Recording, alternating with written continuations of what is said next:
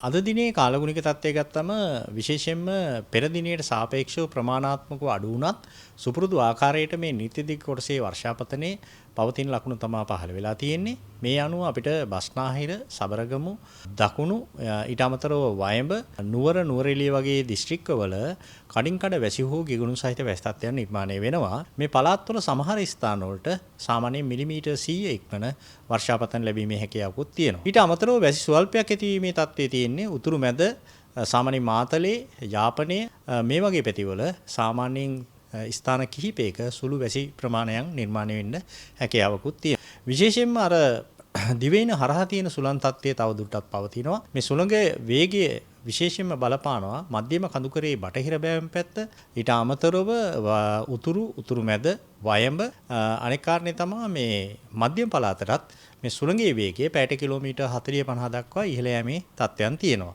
මේක ප්‍රධාන වශයෙන්ම නිති දිශාවෙන් හමන්නේ. මුහුදේ කාලගුණය ගත්තම විශේෂයෙන්ම පුත්තලම ඉඳන් කොළඹ හරහා ගාල්ල දක්වා වෙරළබඩ තීරයට ඔබ්බෙන් තියෙන මුහුදු තීරයේ තනින් තන වැසි හෝ ගිගුණු සහිත වැසි තත්ත්වයන් නිර්මාණය වෙනවා. හැබැයි මුහුදු සීමාව තුළ සුළං වැඩි වෙන්නේ විශේෂයෙන්ම අපිට ගත්ත හැකි ගාල්ලේ සිට පොතුවිල් දක්වාත් ඊට අමතරව පුත්තලම සිට කංකසන්තුරේ දක්වාත් තියෙන වෙරළබඩ තීරයට ඔබ්බෙන් තියෙන මුහුදු තීරවල සුළඟේ වේගය පැයට කිලෝමීටර් 50-60 දක්වා ඉහළ යෑමේ තත්ත්වයන් තියෙනවා. කෙසේ නමුත් මේ වැසි තත්ත්වය ඉදිරි දින කීපය තුළ ක්‍රමක්‍රමයෙන් අඩු වෙන ලක්ෂණ පහළ වෙලා තියෙනවා. හැබැයි දැනටත් අපි පැහැදිලිව කියලා තියෙනවා මේ නැගෙනහිර ඌව වගේ පැතිවලට මේ වර්ෂාපතනය ගමන් කරන්නේ නැති බව.